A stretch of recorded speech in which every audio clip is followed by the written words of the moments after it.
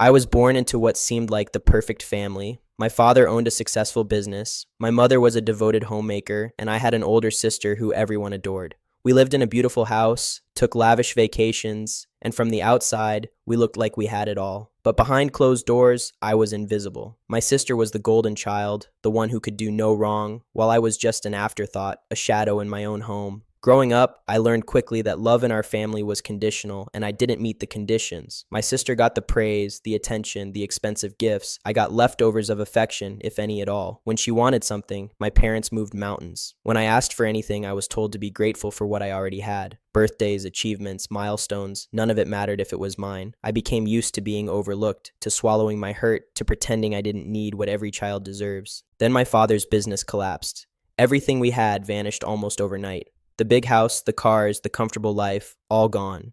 We moved into a cramped apartment, and suddenly the family dynamics I'd known my entire life began to crack. My sister, who had never worked a day in her life, refused to help. She complained endlessly, blamed our parents for ruining her life, and eventually cut contact, unwilling to associate with us now that we were poor. My mother fell apart. She couldn't handle the shift from luxury to struggle, and she withdrew completely, leaving me to pick up the pieces. I was the one who stepped up. I dropped out of school and found work. Any work I could get.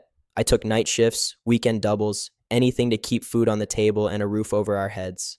I supported my parents financially and emotionally, sacrificing my youth, my education, my dreams, and for the first time in my life, they seemed to notice me. My father would pat my shoulder and say he was proud. My mother would smile weakly and thank me. I told myself this was it. This was my chance to finally earn the love I'd always craved. Years passed like this. I worked myself to exhaustion while my sister lived her life unbothered, posting pictures of brunches and trips on social media, never once checking in on the family she abandoned. I didn't resent her then. I pitied her. I thought I was the better son, the loyal one, the one who would be remembered and cherished. Then my father's health began to fail. It started small, fatigue, forgetfulness, but it progressed quickly. The medical bills piled up. I worked even harder, borrowed money, did everything I could to afford his treatment. My mother looked at me with desperation, and I promised her I'd take care of everything. And I did. I always did. But when my father was on his deathbed, everything I believed shattered. He called for my sister, not me. Her, the daughter who hadn't spoken to him in years, who pretended we didn't exist. My mother tracked her down, begged her to come, and she did, just in time to hold his hand as he took his last breath. I stood in the corner of that hospital room, watching the man I'd sacrificed everything for choose her in his final moments. She cried, he smiled at her, and I realized I'd been a fool. The funeral was worse. My sister played the grieving daughter flawlessly, dabbing her eyes with tissues, accepting condolences from relatives who had no idea she'd abandoned us. She wore black designer clothes, probably bought with money she never had to struggle for, and stood beside my mother like she'd been there all along. I stood off to the side, the son who'd actually been there, invisible once again. After the funeral, we gathered at our small apartment for the will reading. I didn't expect much. I'd never done any of this for money or inheritance. I just wanted acknowledgement, some sign that my years of sacrifice meant something. The lawyer opened the envelope, and as he read, my world collapsed for the second time. My father had left everything to my sister. The business assets he'd managed to protect, his savings, his insurance payout, everything. To the daughter who turned her back on him when he needed her most. To me, he left a letter, just a letter. The lawyer handed it to me with an apologetic look, and I felt every eye in that room on me, watching, waiting for my reaction. I didn't open it there. I couldn't. I folded it, put it in my pocket, and walked out without a word. My sister called after me, her voice dripping with fake concern, but I didn't stop. I got into my beat-up car, the one I'd bought with money I'd earned from working double shifts, and I drove. I didn't know where I was going. I just needed to get away from that apartment, from those people, from the life I'd wasted trying to earn love from people incapable of giving it. I ended up at a park, sitting on a bench as the sun set, staring at that letter. My hands shook as I finally opened it. My father's handwriting, weak and shaky from illness, filled the page. He wrote about how proud he was of my sister's independence, how she'd built her own life without needing anyone. He said I was strong, that I'd always manage because that's who I was. He thanked me for taking care of them, but said he knew I didn't need his help. My sister did. She'd always been delicate, always needed protection, so he was protecting her one last time. I read it 3 times, each time hoping I'd misunderstood, that there was some hidden message of love I'd missed. There wasn't. To him, my loyalty was expected. My sacrifice was my nature, and my sister's abandonment was independence worth rewarding. I was strong, so I didn't need anything. She was weak, so she deserved everything. I sat there as the sky turned dark, that letter crumpled in my fist, and something inside me broke. Not with sadness this time, with clarity. I'd spent my entire life begging for scraps of affection from people who would never see my worth. I'd destroyed my future trying to prop up theirs. And for what? To be called strong while they gave everything to someone who'd given them nothing? My phone buzzed. Messages from my mother asking where I was, telling me to come back, that we needed to discuss arrangements. My sister had apparently suggested I continue helping with bills since I was so good at managing. They wanted me to keep playing my role, the dependable son, the one who sacrificed while others reaped the rewards.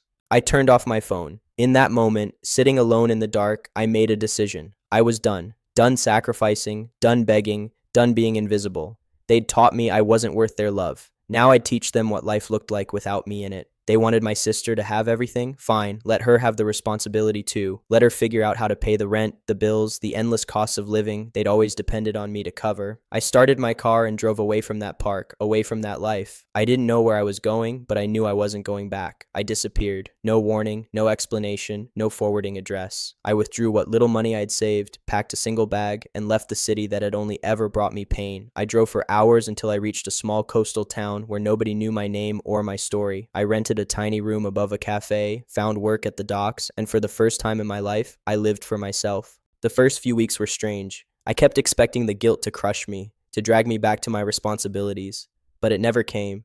Instead, I felt lighter. Every morning I woke up without the weight of their expectations pressing down on my chest. I worked hard, but the money I earned was mine. My time was mine. My life finally was mine. My phone stayed off for a month. When I finally turned it on, I had over 200 missed calls and countless messages. My mother's texts started desperate, then angry, then desperate again. Where was I? How could I abandon her? Didn't I care about family? My sister's messages were fewer but more entitled, demanding I come back and stop being selfish. Relatives I hadn't heard from in years suddenly emerged, calling me ungrateful, irresponsible, a disgrace to my father's memory. I read every message once, then deleted them all. I learned through a mutual acquaintance what happened after I left. Without my income, my mother and sister couldn't afford the apartment. My sister, who'd inherited everything, refused to sell any assets to help, claiming she needed to invest the money wisely for her future. My mother moved in with her, and according to my source, they fought constantly. My sister resented having to care for her, and my mother finally saw the daughter she'd favored for what she truly was: selfish, cold, and completely unwilling to sacrifice anything for anyone.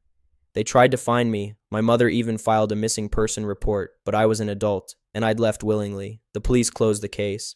She hired a private investigator with money she borrowed from relatives, but I'd covered my tracks well. I'd learned a lot about survival in those years of struggle, and I used every skill to stay hidden.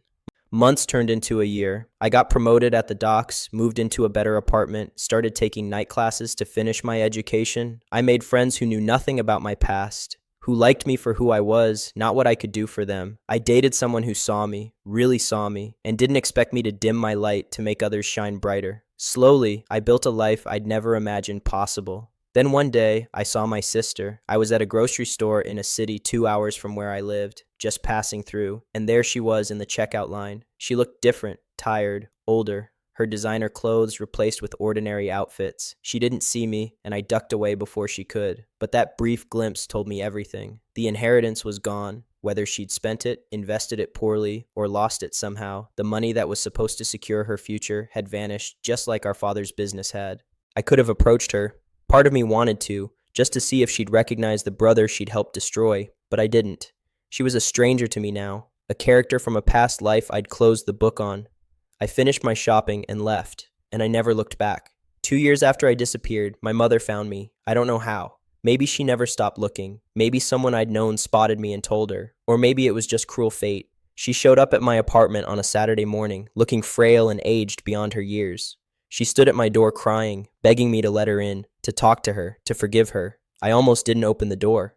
My hand hovered over the handle for a long moment while she pleaded from the other side. Finally, I opened it, not because I forgave her, but because I needed to see if I still felt anything at all. She looked small, standing in my doorway, nothing like the woman who'd once ruled our household with silent judgment. Her hair had gone completely gray, her clothes were worn, and her hands trembled as she clutched her purse.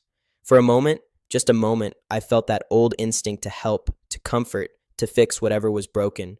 Then I remembered the hospital room, the will reading, the letter. The feeling passed. I didn't invite her in. We stood there, her in the hallway, me blocking the entrance to the life I'd built without her. She talked and talked, words spilling out in a desperate rush. She told me how sorry she was, how she hadn't realized what she'd done, how much she missed me. She said my sister had burned through the entire inheritance in less than 2 years, made terrible investments, trusted the wrong people, and now had nothing. They'd been evicted from my sister's apartment, and my mother had nowhere to go. My sister had moved in with some boyfriend and refused to let my mother come along. She cried as she spoke, real tears, not the delicate dabbing she'd done at the funeral. She said she understood now, understood what I'd done for them, what I'd sacrificed, how wrong they'd been. She said my father would be ashamed of how things turned out, that if he'd known, he would have done things differently. She reached for my hand, and I stepped back. I asked her one question, just one. Did she come here because she finally loved me, or because she finally needed me? The silence that followed gave me my answer. She started to speak, to explain, to justify, but I raised my hand and stopped her. I told her I'd spent my entire childhood and young adulthood earning for love that was never going to come. I'd destroyed my future trying to save people who saw my sacrifice as obligation, not devotion. I told her I was done being the strong one, the reliable one, the one who didn't need anything because I'd never been given anything. She begged. She literally got on her knees in that hallway and begged me to help her, to take her in, to be the son she'd always counted on. She promised things would be different, that she'd changed, that she finally saw my worth. But I'd heard promises before. I'd believed in change before. And I'd learned the hardest way possible, that people don't change. They just get better at asking for what they want. I told her no. The word felt foreign in my mouth, like a language I'd never learned to speak. But once it was out, it felt right.